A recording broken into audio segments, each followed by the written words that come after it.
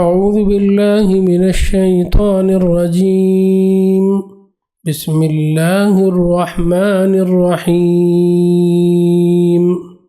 اتل ما أوحي إليك من الكتاب وأقم الصلاة إن الصلاة تنهى عن الفحشاء والمنكر ولذكر الله أكبر والله يعلم ما تصنعون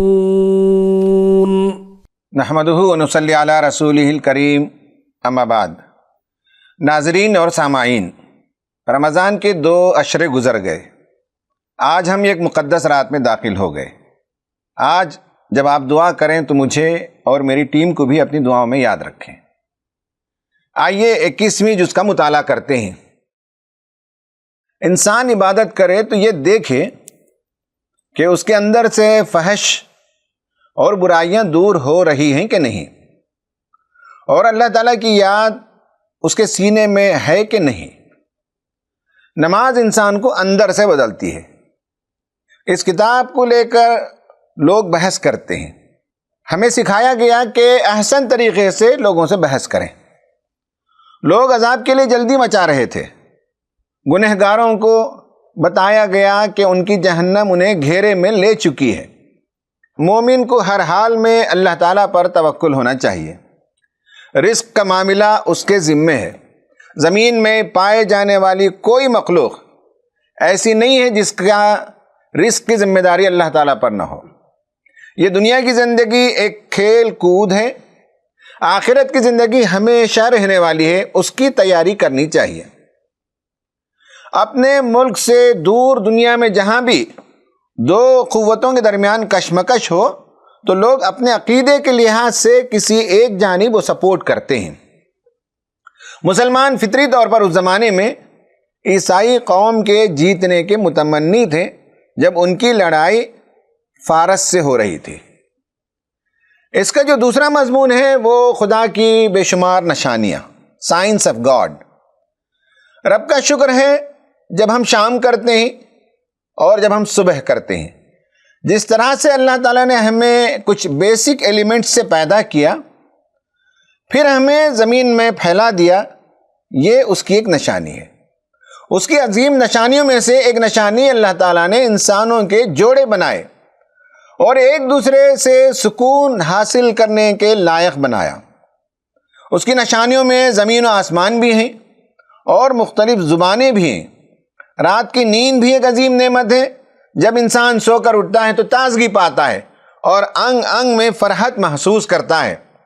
آسمان میں جو بجلی چمکتی ہے، پھر بارش برستی ہے، پھر زندگی کے اندر شادابی آتی ہے، وہ سب اللہ کی نشانیوں میں سے ایک نشانی۔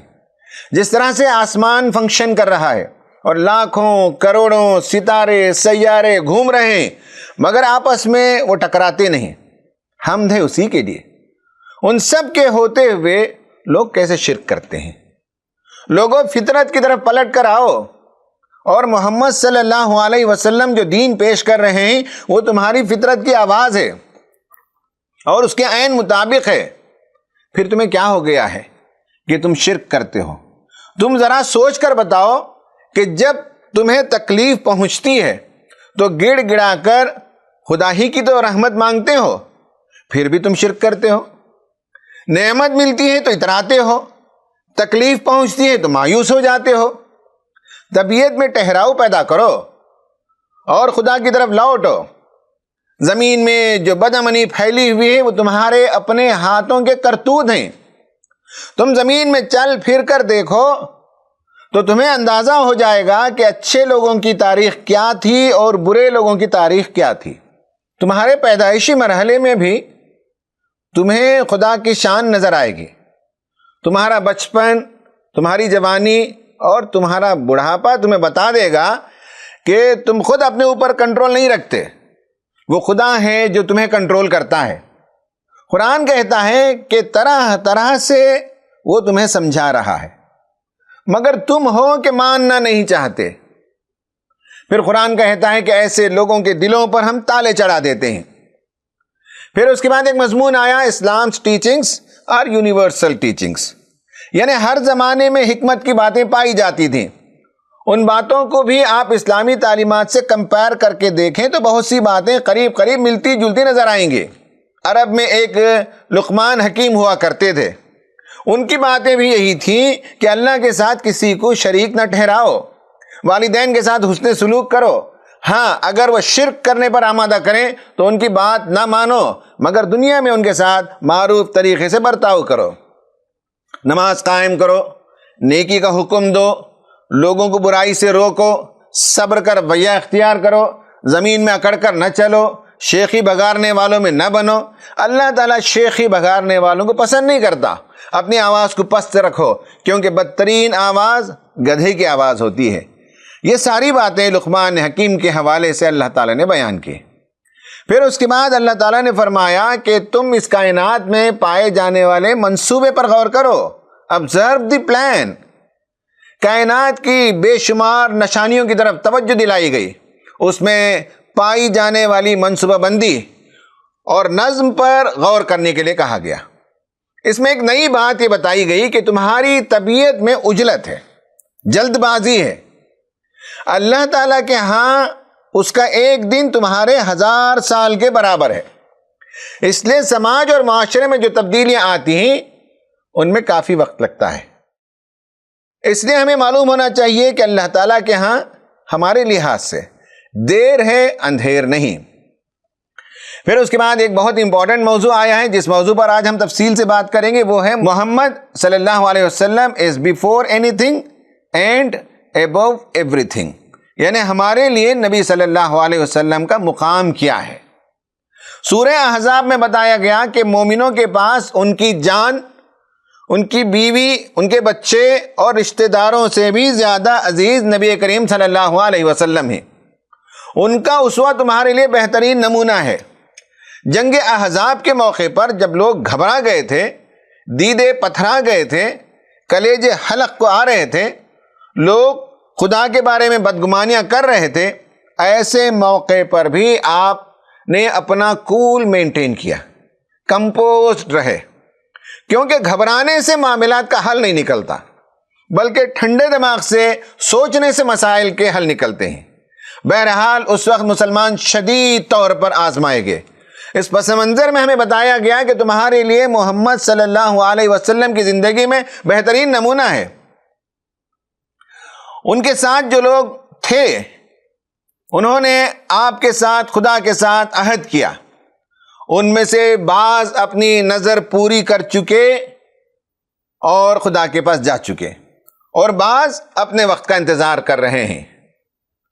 مگر حالات کی مشکلات سے مومن کا دل بیٹھ نہیں جاتا، ہمت ٹوٹ نہیں جاتی، راستہ بدل نہیں جاتا، بلکہ منزل وہی ہوتی ہے اور ایک لمبے تھکا دینے والے سفر پر مومن چلتا رہتا ہے۔ منزل پر پہنچے تب بھی کامیاب، منزل پر پہنچنے سے پہلے رستے میں اس کی موت واقع ہو گئی تب بھی وہ کامیاب۔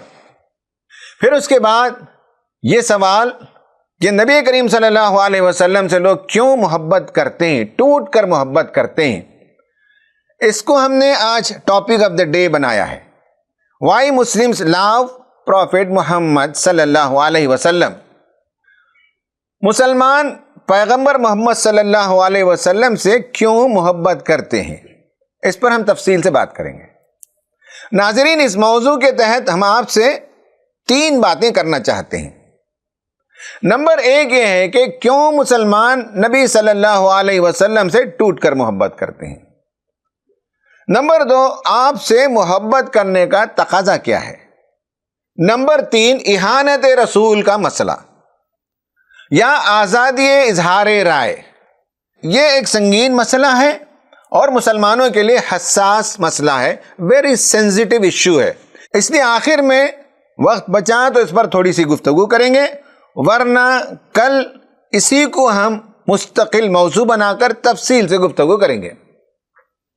نمبر 1، مسلمان نبی کریم صلی اللہ علیہ وسلم سے ٹوٹ کر کیوں محبت کرتے ہیں۔ ناظرین، سب سے پہلے ہم اس سوال کو ایڈریس کرتے ہیں کہ مسلمان جو آپ سے محبت کرتے ہیں اس کی وجوہات کیا ہیں۔ اس کے 2 جواب ہیں۔ ایک یہ ہے کہ آپ سے محبت ہمارے ایمان کا تقاضا ہے، اس کے بغیر کوئی شخص سچا مومن نہیں ہو سکتا۔ دوسرا یہ کہ مسلمان کی عملی زندگی کیسی ہو، اس کا مکمل رول ماڈل محمد صلی اللہ علیہ وسلم ہے۔ ہماری ان سے وابستگی کے بغیر، اٹیچمنٹ کے بغیر ہم وہ نہیں بن سکتے جو قرآن و سنت ہم سے مطالبہ کرتے ہیں۔ ان سے آئیڈینٹیفیکیشن ہماری پرسنالٹی کا حصہ ہے۔ قرآن و حدیث سے ہم بتائیں گے کہ اس کے بغیر ایک شخص کا مومن ہونا ممکن نہیں ہے۔ ہم اس پر تفصیل سے پوائنٹ نمبر 2 کے تحت گفتگو کریں گے۔ اب ہم پوائنٹ نمبر 1 پر گفتگو کرتے ہیں اور جواب دیں گے کہ مسلمان کیوں آپ سے محبت کرتے ہیں۔ دنیا کی کسی قوم میں بدقسمتی سے رسول کا تصور آج باقی نہیں رہا۔ یہود و نصارہ کے پاس رسالت ان کے ہاں ماضی کی باتیں ہیں۔ حال میں ان کے لیے کوئی ایسا رسول نہیں ہے جس سے محبت ان کی ریلیجیس آئیڈینٹی کا حصہ ہو، اس لیے انہیں رسول سے محبت کی نزاکت سمجھ میں نہیں آتی۔ ہمارے ملک کے برادران وطن، ان کے ہاں بھی رسالت کا تصور نہ ماضی میں پایا جاتا تھا، نہ حال میں موجود ہے، اور نہ ان کے کسی ٹیکسٹ میں اس کا آئیڈیا ملتا ہے۔ اس لیے انہیں بھی اس کی عظمت، اس کی نزاکت اور اس کی سینسٹیوٹی سے واقفیت نہیں ہے، اور یہ نہیں سمجھ پاتے کہ مسلمانوں کے نزدیک نبی کریم صلی اللہ علیہ وسلم کی حیثیت اور مقام کیا ہے۔ مسلمانوں کے نزدیک آپ کا مقام سورہ نمبر 33 آیت نمبر 6، کہا کہ النبی اولا بالمؤمنین من انفسہم وازواجہ امہاتہم، بلا شبہ نبی تو اہل ایمان کے لیے ان کی اپنی ذات پر مقدم ہے، اور نبی کی بیویاں ان کی مائیں ہیں۔ اس آیت میں مسلمانوں کے دلوں میں نبی صلی اللہ علیہ وسلم کی قدر و منزلت کا جو سب سے اونچا مقام ہے اس کا ذکر کیا گیا۔ مسلمان آپ کو اپنی جان سے زیادہ عزیز رکھتے ہیں۔ اس کا یہ مطلب ہوا کہ مسلمان کی جان آپ کی عزت و آبرو کے سامنے ہیچ ہے۔ آپ سے ایک مومن کا جو رشتہ ہے وہ تمام خونی رشتوں سے زیادہ مقدم ہے۔ کوئی رشتہ اس رشتے سے اور کوئی تعلق اس تعلق سے جو نبی اور ہمارے درمیان ہے ذرا برابر کوئی نسبت نہیں رکھتا۔ مسلمان آپ کو اپنے ماں باپ سے بھی زیادہ عزیز رکھتا ہے۔ اس کی وجہ یہ ہے کہ نبی صلی اللہ علیہ وسلم بھی اپنی امت سے اور سارے انسانوں سے ٹوٹ کر محبت کرتے تھے۔ انسانوں کی بھلائی میں آپ اتنے غمگین ہو جاتے تھے کہ بسا اوقات اللہ تعالیٰ کو انہیں روکنا پڑتا تھا۔ فَلَعَلَّكَ بَاخِعٌ نَفْسَكَ عَلَىٰ آثَارِهِمْ إِن لَّمْ يُؤْمِنُوا بِهَٰذَا الْحَدِيثِ آسَفًا۔ اچھا تو اے محمد، شاید تم ان کے پیچھے غم کے مارے اپنی جان کھو دینے والے ہو اگر اس تعلیم پر ایمان نہ لائے۔ جو آپ کے لیے کچھ کرتا ہے اس سے محبت ایک قدر شناس انسان کی پہچان ہے۔ وہ شخص نکما ہے جو محبت لے اور محبت نہ دے یا کسی کا احسان نہ پہچانے۔ ہم ماں باپ سے اس لیے محبت کرتے ہیں کہ انہوں نے بچپن میں ہم سے محبت کی، اور ہماری آئیڈینٹی ان کی وجہ سے ہے، اور ان کی قربانیوں نے ہمیں یہاں پہنچایا ہے جہاں آج ہم کھڑے ہیں۔ اب کوئی شخص ان سے سب کچھ لے مگر ان سے بے نیاز ہو جائے تو ایسی اولاد کو ہم نالائق اولاد کہتے ہیں۔ آپ صلی اللہ علیہ وسلم نے ہم کو یہ بھی سکھایا کہ آپ سے محبت کا معنی کیا ہے۔ حدیث میں ہے کہ لا یؤمن احدکم حتی اکون احب الیہ من والدہ وولدہ والناس اجمعین۔ بعض حدیثوں میں ولدہ پہلے اور والدہ بعد میں آیا ہے۔ تم میں سے کوئی شخص اس وقت تک کامل مومن نہیں ہو سکتا جب تک کہ اس کے نزدیک اس کی اولاد، اس کے والدین اور تمام لوگوں سے زیادہ میں محبوب نہ ہو جاؤں۔ ایک اور حدیث میں آپ نے فرمایا لا یؤمن احدکم حتی یکون ہواہ تبعا لما جئت بہ۔ تم میں سے کوئی شخص مومن نہیں ہو سکتا حتیٰ کہ اس کی خواہشات میری لائی ہوئی شریعت کے تابع ہو جائیں۔ اس سے معلوم ہوا کہ آپ صلی اللہ علیہ وسلم سے محبت، اس کی بنیاد ہمارے ایمان میں ہے، اس کی بنیاد آپ کے احسانات میں ہے، اس کے بغیر ہم مومن نہیں رہ سکتے۔ کوشچن نمبر 2 لیتے ہیں، وہ ہے آپ سے محبت کا تقاضا کیا ہے؟ یہ پوائنٹ نمبر 2 ہے، اور اس کے تحت ہم اس سوال کا جواب دیں گے کہ ٹوٹ کر ہم کیوں محبت کرتے ہیں۔ ہمارے غیر مسلم بھائیوں کو اس کا اندازہ نہیں ہوتا، اس لیے ہم چاہتے ہیں کہ یہ واضح ہو جائے کہ ہمارا اور نبی صلی اللہ علیہ وسلم کا رشتہ کیسا رشتہ ہے۔ آپ صلی اللہ علیہ وسلم ہمارے لیے رول ماڈل ہیں۔ آپ نے جو کچھ دیا اسے ہم نے لے لیا، اور ہمیں یہی تعلیم ہے، اور جس چیز سے آپ منع فرمائیں اس سے ہم لازماً رک جاتے ہیں، ورنہ قرآن صاف فتویٰ دیتا ہے کہ وہ شخص مومن نہیں۔ اب ذرا ان آیتوں کو دیکھ لیجئے جن میں یہ باتیں کہی گئی ہیں۔ آیت نمبر 21 میں کہا گیا، لَقَدْ كَانَ لَكُمْ فِي رَسُولِ اللَّهِ أُسْوَةٌ حَسَنَةٌ لِمَنْ كَانَ يَرْجُو اللَّهَ وَالْيَوْمَ الْآخِرَ وَذَكَرَ اللَّهَ كَثِيرًا۔ در حقیقت تم لوگوں کے لیے اللہ کے رسول میں ایک بہترین نمونہ تھا، ہر اس شخص کے لیے جو اللہ اور یوم آخر کا امیدوار ہو اور کثرت سے اللہ کو یاد کرے۔ ایک اور آیت جو سورہ نمبر 59 آیت نمبر 7 ہے، وَمَا آتَاكُمُ الرَّسُولُ فَخُذُوهُ وَمَا نَهَاكُمْ عَنْهُ فَانْتَهُوا۔ جو کچھ رسول تمہیں دے وہ لے لو، اور جس چیز سے وہ تم کو روک دے اسے رک جاؤ۔ رسول اللہ صلی اللہ علیہ وسلم کی بات ہمارے لیے ایک چوائس اور آپشن نہیں ہے، بلکہ اس کو ماننا ایمان کا تقاضا ہے، ورنہ ہم مومن نہیں ہو سکتے۔ قرآن سورہ نمبر 4 آیت نمبر 65 میں کہتا ہے، فَلَا وَرَبِّكَ لَا يُؤْمِنُونَ حَتَّى يُحَكِّمُوكَ فِي مَا شَجَرَ بَيْنَهُمْ ثُمَّ لَا يَجِدُوا فِي أَنفُسِهِمْ حَرَجًا مِّمَّا قَضَيْتَ وَيُسَلِّمُوا تَسْلِيمًا۔ نہیں اے محمد صلی اللہ علیہ وسلم، تمہارے رب کی قسم، یہ کبھی مومن نہیں ہو سکتے جب تک کہ اپنے باہمی اختلافات میں تم کو فیصلہ کرنے والا نہ مان لے، پھر جو کچھ فیصلہ تم کرو اس پر اپنے دلوں میں کوئی تنگی نہ محسوس کریں، بلکہ سر تسلیم خم کر دیں۔ یعنی زندگی کے کسی بھی معاملے میں ہمارے لیے آپ کی بات قول فیصل ہے اور حرف آخر ہے۔ آپ سے محبت کا تقاضا یہ ہے کہ آپ کی اطاعت کی جائے۔ ایک مومن جب لا الہ الا اللہ محمد الرسول اللہ کی شہادت دیتا ہے تو محمد کے رسول اللہ ہونے کا مطلب کیا ہے؟ مطلب یہ ہے کہ وہ سلطان کائنات کی طرف سے دنیا میں بسنے والے سارے انسانوں کے لیے، صرف مسلمانوں کے لیے نہیں، صرف عرب کے لوگوں کے لیے نہیں، سارے انسانوں کے لیے آخری نبی ہیں، اور آپ کا لایا ہوا دین ایک مکمل نظام حیات ہے اور ایک مستند قانون ہے۔ آپ جو پیغام لے کر آئے اس ہدایت اور ضابطے کے مطابق عمل کر کے ایک مکمل نمونہ آپ قائم فرما گئے، لہٰذا آپ سے محبت کا تقاضا ہے کہ آپ کی طرف سے جو بات بھی ہمیں ملے اسے بلا چوں چرا قبول کر لینا چاہیے۔ ہمیں عمل کے لیے موٹیویٹ کرنے والی سب سے بڑی چیز یہ ہے کہ یہ بات ہونی چاہیے کہ یہ عمل نبی صلی اللہ علیہ وسلم سے ثابت شدہ ہے، آپ کی طرف منسوب ہے، تو ہمارے لیے کافی ہے۔ جو طریقہ آپ کا تھا وہ آپ کے ماننے والے اختیار کریں، اور جو چیز آپ کو پسند نہیں تھی اس سے مسلمان بچ جائیں۔ ذات، نسل، خاندان اور برادری، یہ ساری چیزیں رسول صلی اللہ علیہ وسلم کے احکامات اور تعلیمات کے سامنے ہیچ ہیں، اور آپ کی محبت ذات، نسل، خاندان اور برادری کی محبت پر غالب آ جائے۔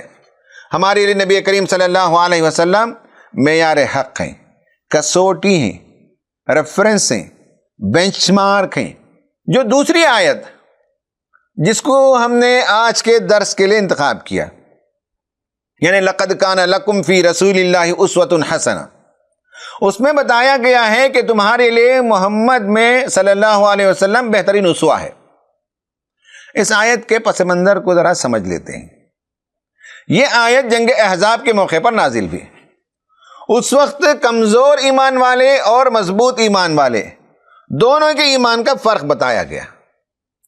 یا ایھا الذین آمنوا اذکروا نعمت اللہ علیکم اذ جاءتکم جنود فارسلنا علیہم ریحا وجنودا لم تروها وکان اللہ بما تعملون بصیرا اذ جاءوکم من فوقکم ومن اسفل منکم وَإِذْ زَاغَتِ الْأَبْصَارُ وَبَلَغَتِ الْقُلُوبُ الْحَنَاجِرَ وَتَظُنُّونَ بِاللَّهِ الظُّنُونَ هُنَالِكَ ابْتُلِيَ الْمُؤْمِنُونَ وَزُلْزِلُوا زِلْزَالًا شَدِيدًا۔ اے لوگوں جو ایمان لائے ہو، یاد کرو اللہ کے اس احسان کو جو ابھی ابھی اس نے تم پر کیا ہے۔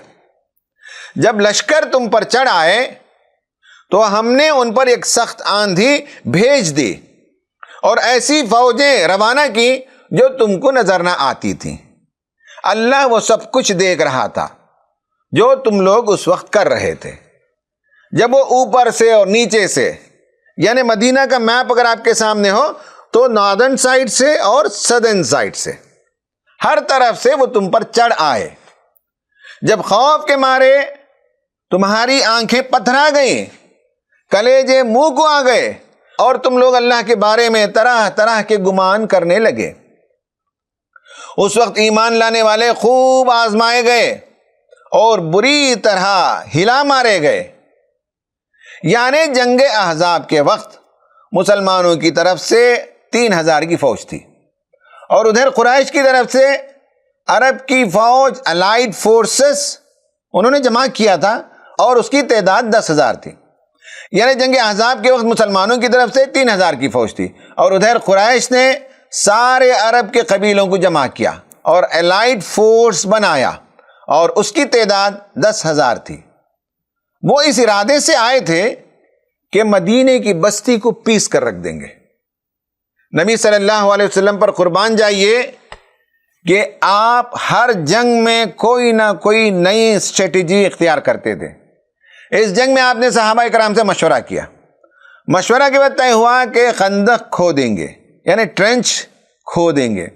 بنیادی طور پر سلمان فارسی رضی اللہ تعالی عنہ نے یہ مشورہ دیا تھا۔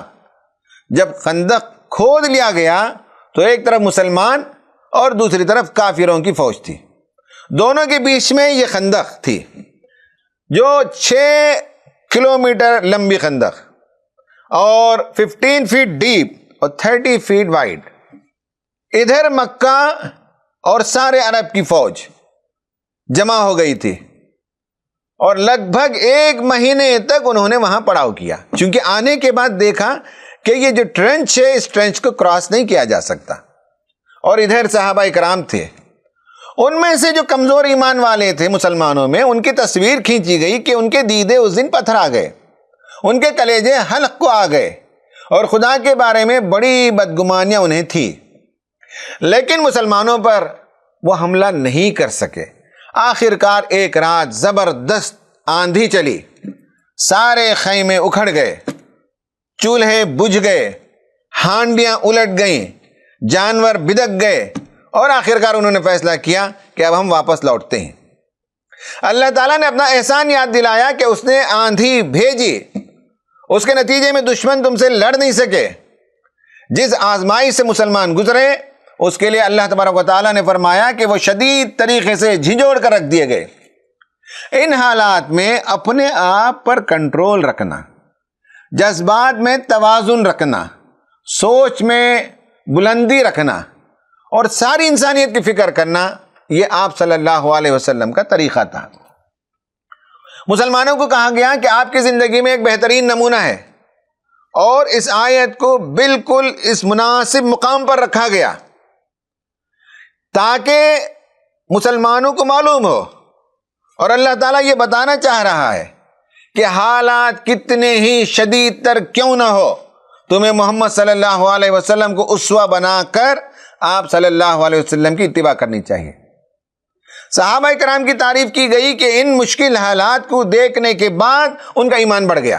وہ کہنے لگے ھذا ما وعدنا اللہ ورسولہ وصدق اللہ ورسولہ وما زادہم الا ایمانا وتسلیما۔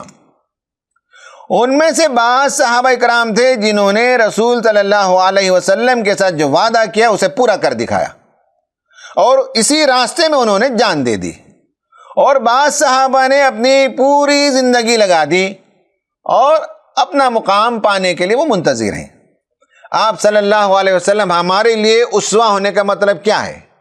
یہ ہے کہ جب مشکلات چاروں طرف سے امٹ کر آئیں تو ایسے میں کچھ لوگ مدینہ چھوڑ کر کہیں دور چلے جانا چاہتے تھے، وہ مشکلات کا مقابلہ نہیں کرنا چاہتے تھے، اس کی ہمت اپنے اندر نہیں پاتے تھے۔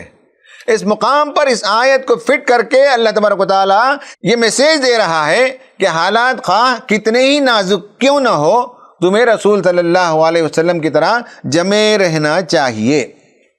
مسلمانوں کو یاد دلایا گیا کہ تم ایک لمبے سفر پر نکلے ہوئے ہو، آخری سانس تک تمہیں رسول اللہ کے اسوے کی پیروی کرنی ہے۔ خاص کر اس جنگ میں ہم دیکھتے ہیں کہ آپ صلی اللہ علیہ وسلم حالات سے واقفیت رکھتے تھے، ہمیں بھی اپنے زمانے کے حالات سے گہری واقفیت رکھنی چاہیے۔ آپ نے صحابہ کرام سے مشورہ کیا، مسلمانوں کو یہ تعلیم ہے کہ وہ اپنے اجتماعی امور مشورے سے طے کریں۔ مشورے کے بعد طے پایا کہ ایک خندق کھودا جائے، اس خندق کے کھودنے میں آپ صلی اللہ علیہ وسلم بھی بنفس نفیس شریک تھے۔ میں نے ایک مرتبہ کیلکولیٹ کیا اس لینتھ اور ویڈتھ اور ڈیپتھ کو رکھ کر، تو جتنا کیوبک میٹر آف ارتھ وہاں سے نکلا، اس حساب سے ہر صحابی ہر دن میں ایک لاری لوڈ یعنی 200 کیوبک فیٹ مٹی نکال رہے تھے، اور رسول صلی اللہ علیہ وسلم بھی اتنی ہی کھدائی کرتے تھے۔ بلکہ جب کھدائی کرتے وقت کوئی سخت چٹان آ جائے اور لوگوں سے ٹوٹ نہ رہی ہو تو آپ کو بلایا جاتا اور آپ اس پر کلہاڑی مارتے۔ ایک مرتبہ ایسا ہوا کہ آپ نے کلہاڑی ماری اور آپ نے کہا کہ قیصر کے محلات فتح ہو گئے۔ پھر دوسری مرتبہ آپ نے کلہاڑی ماری، پتھر سے چنگاری نکلی تو آپ نے فرمایا کسریٰ کے محلات فتح ہو گئے، یعنی پرشین امپائر۔ اور تیسری مرتبہ آپ نے ضرب لگائی، اس سے چنگاری نکلی تو آپ نے کہا کہ یمن کے قلعے فتح ہو گئے۔ یہ آپ کا اعلیٰ ترین موٹیویشن تھا، یہ آپ کی دور رس نگاہی تھی، اور اپنے مشن پر انتہائی پختہ یقین تھا کہ وہ ایک نہ ایک دن غالب ہو کر رہے گا۔ وقتی چیلنجز سے وہ ہمت ہارنے والے نہیں تھے۔ پھر آپ نے مدینے میں موجود یہودی قبیلے کے ساتھ معاہدہ بھی کیا تھا، لیکن آخر وقت میں انہوں نے معاہدہ توڑ دیا۔ ان باتوں کو جب میں بیان کر رہا ہوں اور کوئی ہمارے غیر مسلم بھائی سنیں گے تو یہ سوچیں گے کہ ایک نبی کا جنگ سے کیا کام۔ انہیں معلوم ہونا چاہیے کہ آپ صلی اللہ علیہ وسلم جو اسلام لے کر آئے وہ عام مذاہب کی طرح ایک مذہب نہیں تھا، بلکہ وہ ایک زندگی کا نظام تھا۔ اس میں جہاں عبادات کی اہمیت تھی وہیں معاملات کو بھی ٹھیک کرنے کی بات ہے۔ اسلام معیشت اور سیاست سب کو ٹھیک کرنا چاہتا ہے۔ اسی بات کو لے کر مکے کے کافروں اور مدینے کی ریاست کے درمیان کئی جنگیں ہوئی۔